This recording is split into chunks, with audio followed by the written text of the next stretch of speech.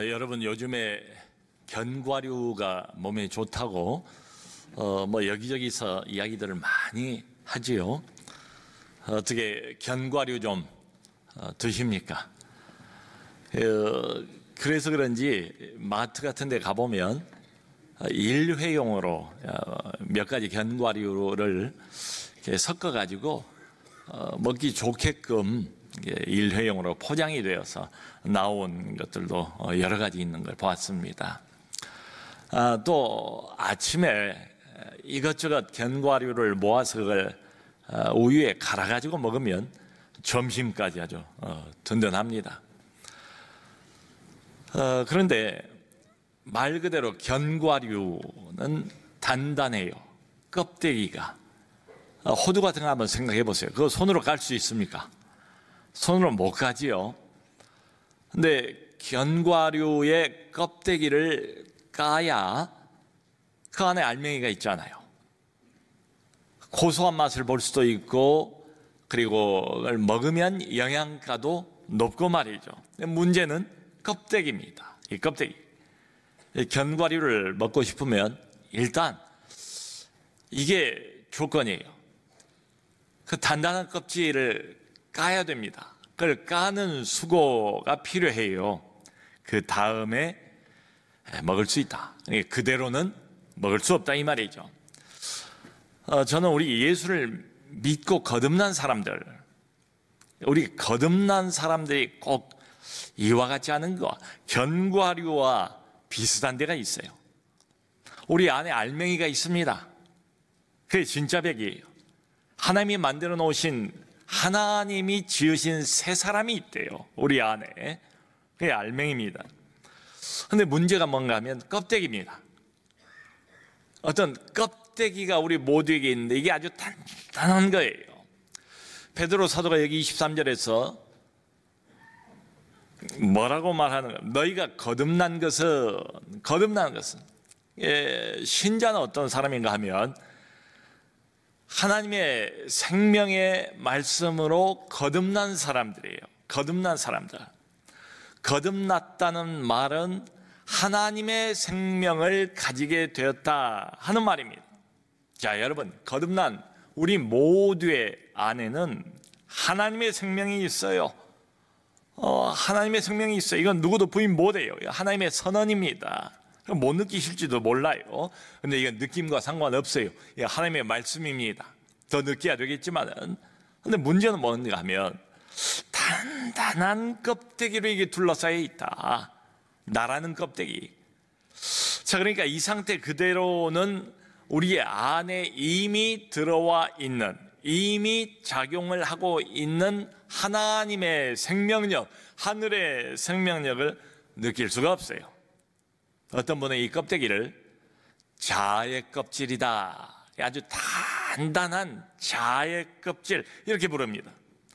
고린도 후서 2장 15절 보면 바울이 이런 말을 합니다. 우리는 구원 받는 자들에게나 망하는 자들에게나 하나님 앞에서 그리스도의 향기니. 여러분, 예수를 믿는 사람, 거듭난 사람, 그리스도의 제자는 어떤 사람인가? 성경적인 정의는 뭔가 하면 그리스도의 향기래요. 그러니까 저나 여러분들이나 이 정의대로 한다면 어떤 사람인가, 아니 어떤 사람이어야 하는가 하면 이런 말을 하잖아요. 구원 받는 자들에게도 망하는 자들에게도, 그러니까 신자에게도 교회 바깥에서 하나님 없이 살아가는, 하나님의 하자도 모르고 거기에 전혀 관심도 없고 제멋대로 살아가는 하나님 모르는 불신자들에게도 똑같이 우리는 그리스도의 향기래요. 예, 우리는, 신자는, 거듭난 사람들은 정의가 뭔가 하면 그리스도의 냄새가 나는 사람들이다 이 말이죠. 자, 여러분, 그리스도의 냄새를 좀 풍기십니까? 다른 냄새가 아니에요. 이 세상에는 없는 냄새 아닙니까? 자, 여러분, 이 그리스도의 참 아름다운 이 향기를 맡고 있는 자의 껍데기는 종류가 참 많습니다. 그 많은 우리 자의 단단한 껍데기 껍질 중에서 첫 번째가 뭔가 하면 저는 이렇게 생각해요. 열등감, 비교의식, 자의식, 자기정죄감. 여러분, 이게 어떤 사람들에게는 뭐 없는 사람은 없을 것 같아요. 근데 좀 심한 사람들도 있지요. 우리 중에 심한 사람들, 예수는 믿지만 거듭났지만 이게 심한 사람들은 너무 단단한 자아의 껍질이 되어서 이게 감옥처럼 자기를 꽉 묶어두고 있는 경우도 많다. 가두고 있는 경우도 많지 않겠나. 자, 여러분, 열등감이든 아니면 비교의식이든 아니면 자의식이든 아니면 자기 정죄감이든 이런 것들은 말이죠, 이 자아의 이 특별한 이 껍데기는 공통점이 있어요. 공통점이 뭔가 하면 자기를 마음에 들어하지 않는 거예요. 자기가 마음에 안 들어요.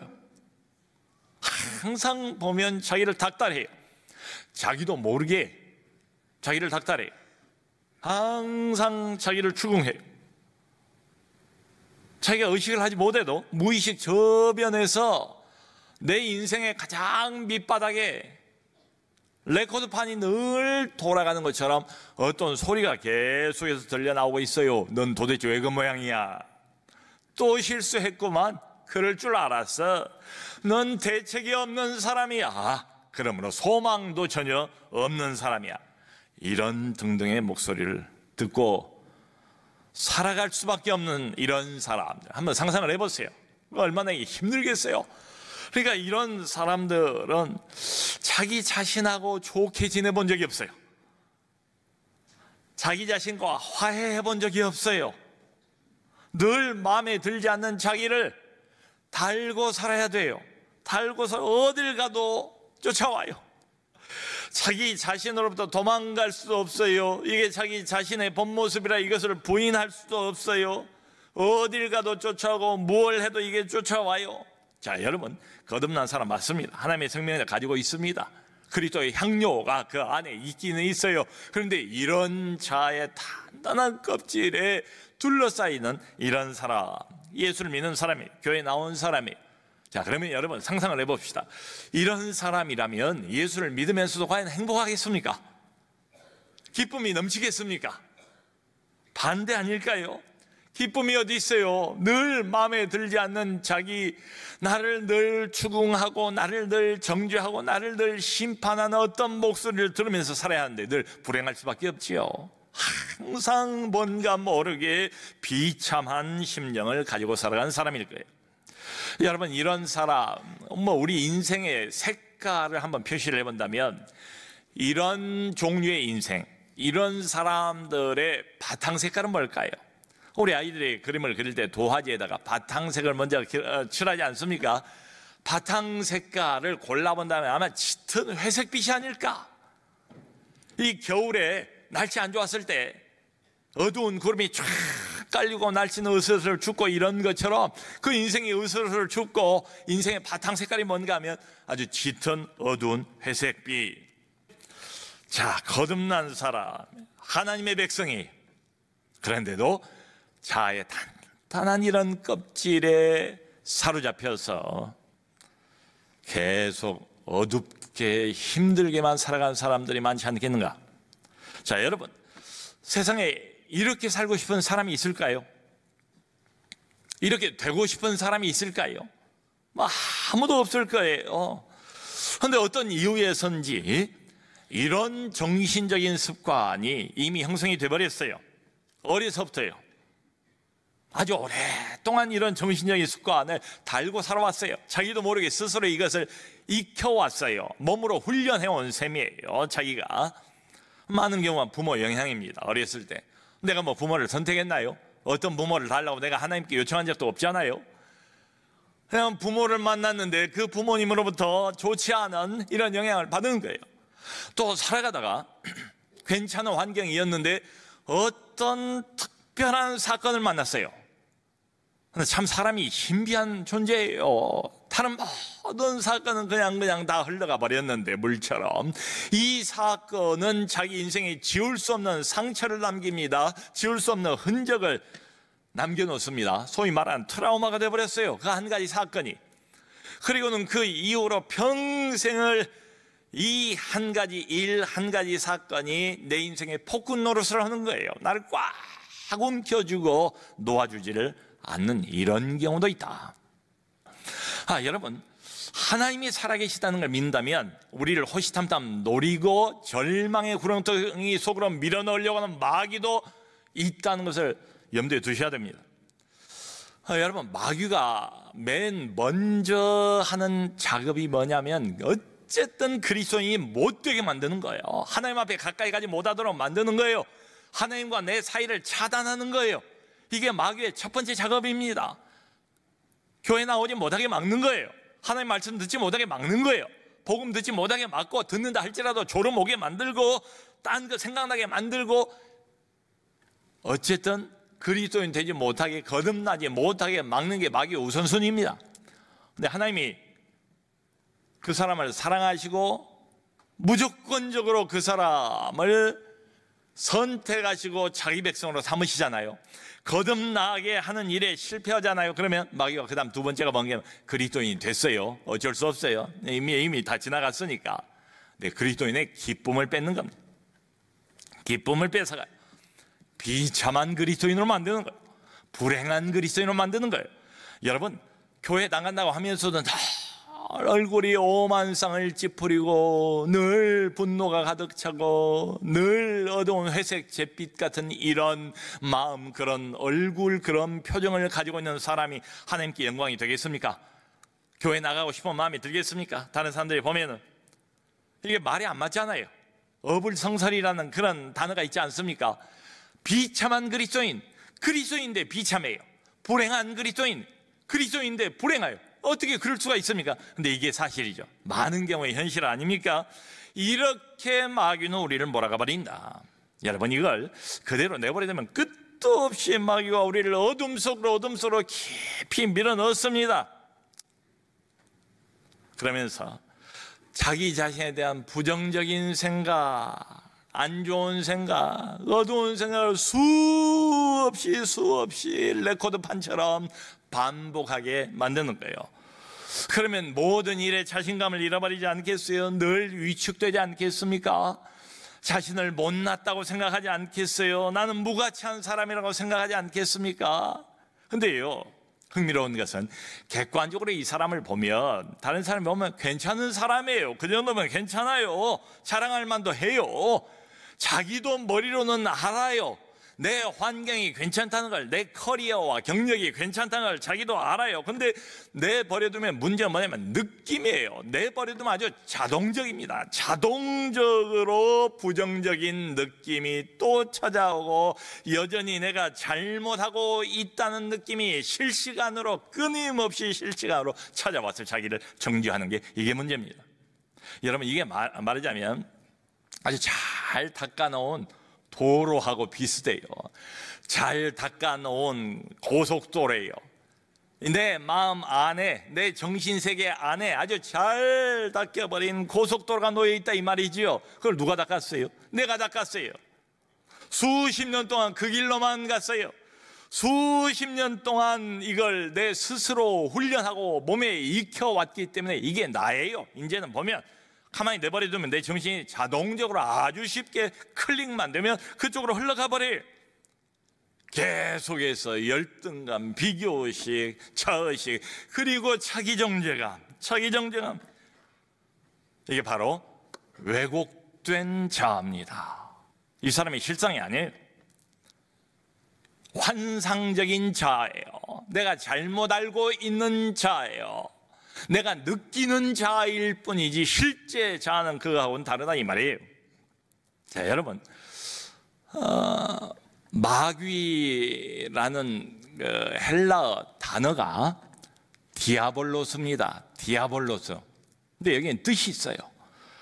마귀, 디아볼로스. 뜻이 뭔가 하면 참소하는 자, 비방하는 자, 험담하는 자, 그게 디아볼로스예요. 마귀예요.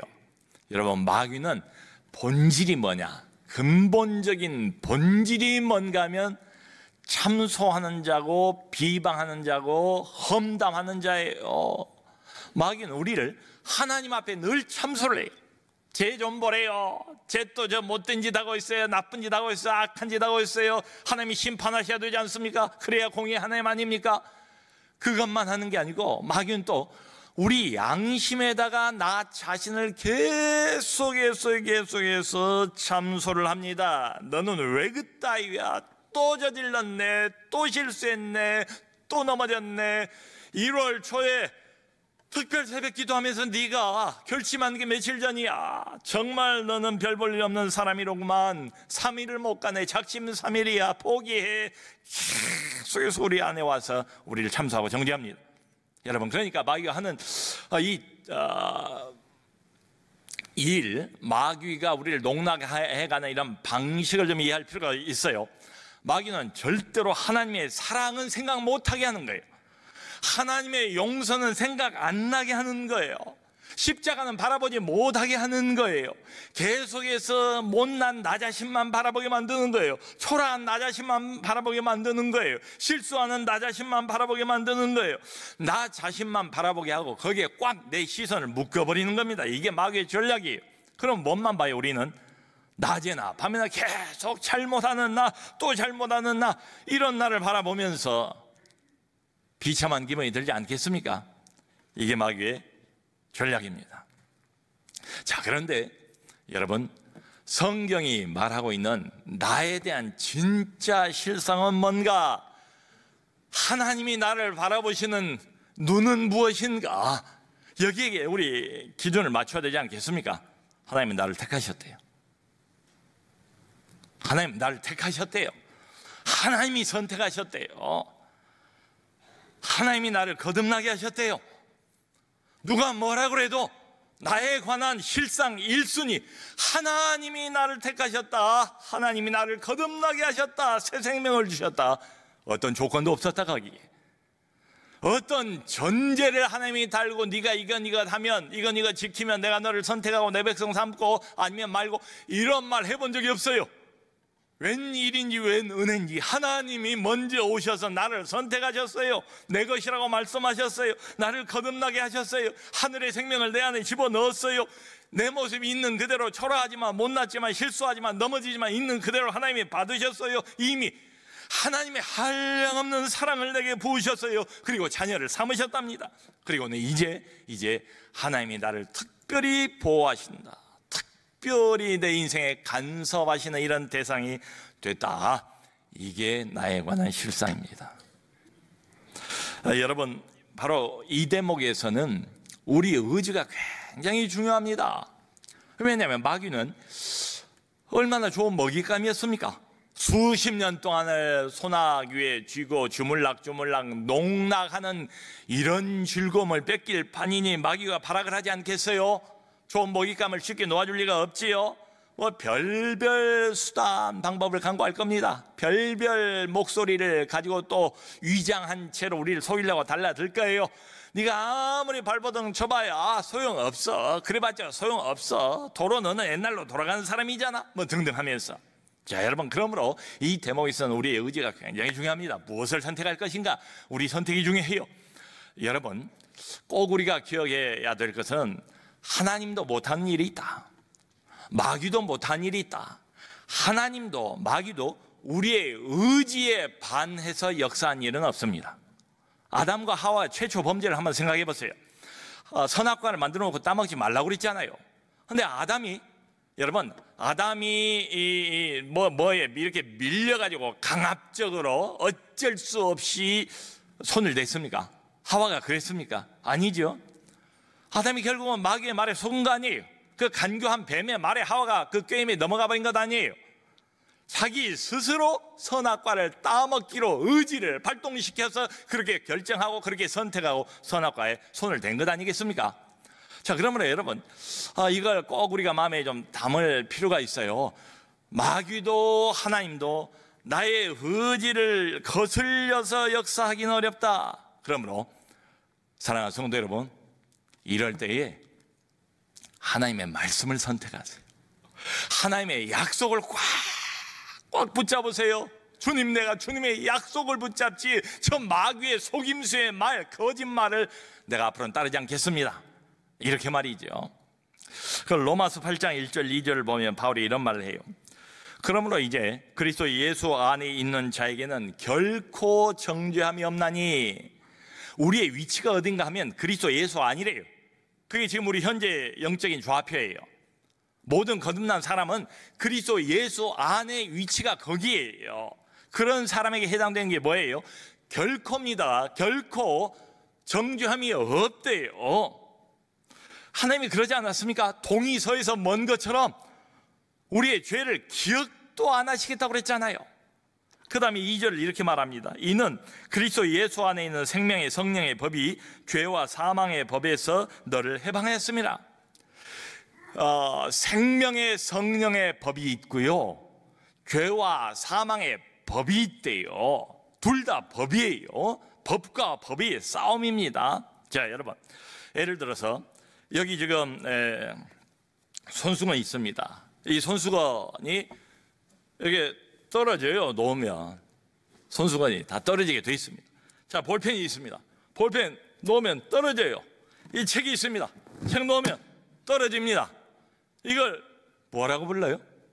만유인력의 법이에요. 법칙이에요. 이건 예외가 없어요. 그러니까 법이지요. 자, 그런데요, 이 손수건이 떨어질 때 손이 받쳐져요. 안 떨어져요. 볼펜이 내려올 때 손이 잡아요.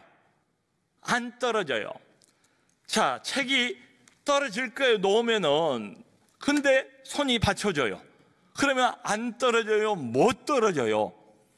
여러분, 놓으면 떨어진다는 것도 법이지만 놓을 때 손이 받쳐주면 안 떨어진다, 못 떨어진다는 것도 법이에요. 예외가 없어요. 놓으면 떨어지는 것은 이건 사망의 법입니다. 이건 죄의 법입니다. 이건 정죄의 법입니다. 나 혼자 그대로는 멸망길로 떨어져 버려요. 내 죄 때문에 지옥으로 가게 돼 있어요. 이건 자동이에요. 그런데 은혜의 법이 있습니다. 생명의 법이 있어요. 하나님의 사랑의 법이 있어요. 그것도 법이에요. 죄의 법보다 이게 더 커요. 만유인력의 법칙보다 이 법칙이, 이 힘이 더 크니까 이걸 받쳐줄 수 있는 것 아니에요? 그러니까 죄의 법, 사망의 법은 우리를 몰아서 그냥 지옥 불구덩이 속으로, 한없는 절망 속으로 마귀가 끌고 가는 것처럼 그렇게 끌고 가버릴 거예요. 어쩔 수 없어요. 우리 힘으로는 감당 못해요. 그런데 갑자기 우리 인생 안에 생명의 성령의 법이, 예수 그리스도의 법이, 은혜의 법이, 하나님의 한량없는 사랑의 법이 내 인생을 떠받쳐 주더라. 그러면 안 떨어지더라. 그럼 멸망에 빠지지 않더라. 오히려 자유함을 얻더라. 마귀의 올무에서 빠져나오더라. 진정으로 해방이 되더라. 이것도 예외가 없다. 이것도 그래서 법이라고 그러잖아요. 생명의 성령의 법. 여러분, 사랑하는 성도 여러분, 하나님이 우리의 모든 죄입니다. 모든 죄, 문자 그대로 내 생각에는 용서받지 못할 죄처럼 느껴질 뿐이지 그런 죄 없어요. 예수 그리스도의 보혈보다 더 센 죄 없습니다. 하나님의 말씀이에요. 모든 죄를 다 용서하셨대요. 십자가에서 끝내셨대요. 그러므로 그리스도 예수 안에 있는 자에게는 결코 정죄함이 없나니. 우리는, 거듭난 사람들은 이제 자기 스스로를 정죄할 권리가 없습니다. 그러지 마세요. 하나님도 정죄하지 않는데, 하나님도 다 용서하셨다고 그러는데, 하나님도 잊어버리시겠다고 이렇게 선언하는 마당에 내가 나를 용서하지 못하고 나를 정죄하는, 하나님의 무한 사랑을 받고 있는 사람이라는 걸 아세요. 그걸 믿으세요. 자기 자신만을 바라보지 마세요. 십자가를 제발 좀 바라보세요. 거기에 우리의 승리가 있습니다. 사랑하는 성도 여러분, 거듭난 사람입니까? 우리 안에 이미 거듭난 생명이 자리 잡고 있습니다. 그리스도의 향기가 있습니다. 없는 게 아니에요. 그게 나에 대한 실상이에요. 하나님이 만들어 놓으신 새 사람이 이미 내 안에 있다. 근데 이 자아의 껍데기, 이 불신의 껍데기, 하나님의 말씀보다 마귀의 말을 더 즐겨 들어왔던 나의 과거를 회개하고 이 자아의 껍데기를 하나님의 말씀으로 깨버리고, 이 불신앙의 껍데기를 하나님의 약속으로 깨버리고, 하나님만 바라보고 하나님의 약속만 붙들고 십자가만 붙들고, 그리고 믿음으로 전진해가는 우리 모두가 될 수 있기를, 그런 2019년 되기를 예수 그리스도 이름으로 축원합니다.